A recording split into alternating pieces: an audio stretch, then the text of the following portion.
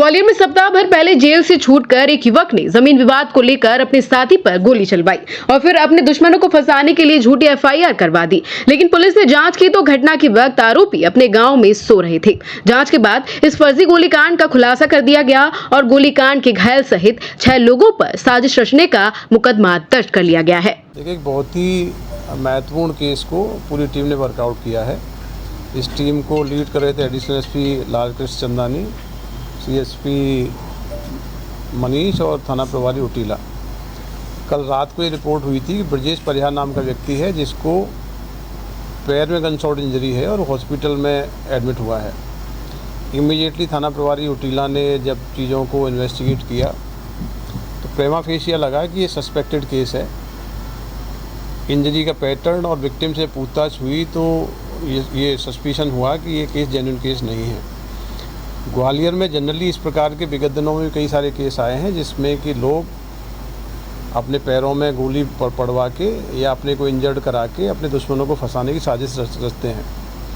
जैसे ही ये अंदाज़ा हुआ टीम को कि इसमें कहीं ना कहीं साजिश है, सबसे पहले तो पीड़ित जो ब्रजेश परिहार का जो स्टेटमेंट था उसके आधार पर एफआईआर दर्ज हुई। एफआईआर में उन्होंने करीब 5 नाम लिखाए थे। 5 नाम बेसिकली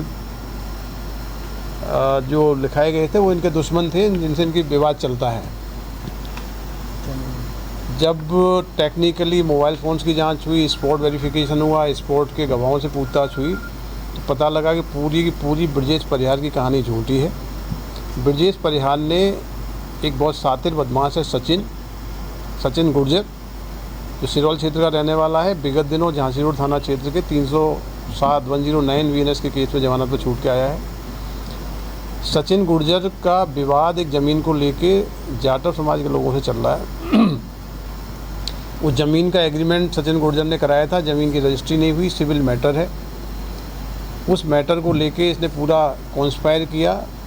सचिन गुर्जर ने ब्रजेश परिहार और इन सबको मिला के ये तय किया है कि ये पैर में गोली पड़वाएगा और उसके एवज में इसको 4 लाख रुपए की राशि दी जाएगी और इसके बाद अपने जो ज़मीन संबंधी विवाद की पार्टियां हैं उनके अगेंस्ट में 307 की एफआईआर होगी।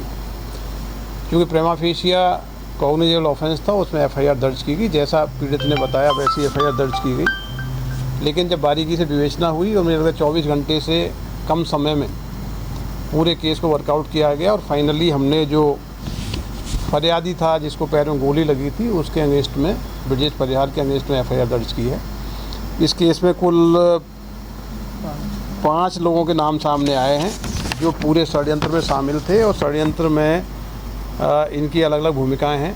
सबसे प्रमुख जो आरोपी है सचिन गुर्जर है, दूसरा उसका साथी अरुण गुर्जर है, तीसरा ब्रजेश परिहार है जिसके पैर में गोली लगी थी, चौथे जो आरोपी हैं सैलू और मनोज कंसाना।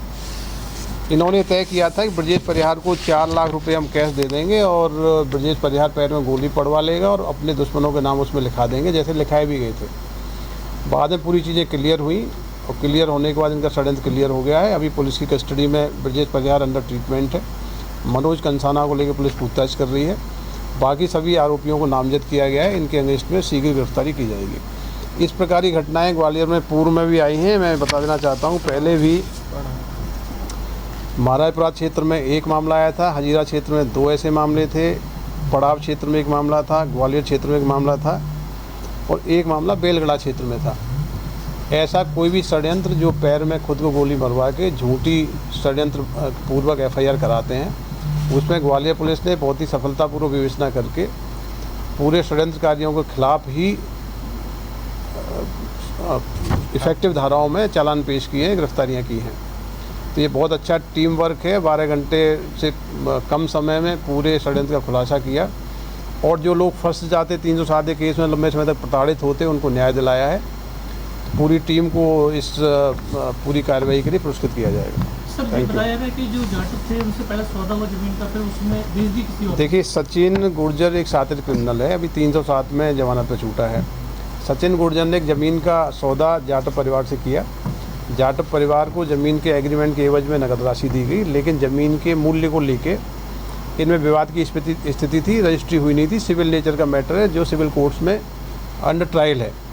तो जाटव समाज के लोगों पे जो भूमि स्वामी थे, जो भूमि स्वामियों को दबाव बनाने के लिए षड्यंत्र रचा गया, जिससे कि 307 के एफआईआर में उनको आरोपी बना देंगे और उसमें राजीनामा करने के नाम पे इस ज़मीन की रजिस्ट्री करा ली जाएगी। ये बहुत ही सोची समझी षड्यंत्र के तहत एफआईआर कराई गई थी, लेकिन पुलिस ने 12 घंटे के अंदर ही विवेचना करके फरियादी को आरोपी बनाया है, पूरे षड्यंत्रकारियों के नाम खुलासा किए, उनको आरोपी बनाया।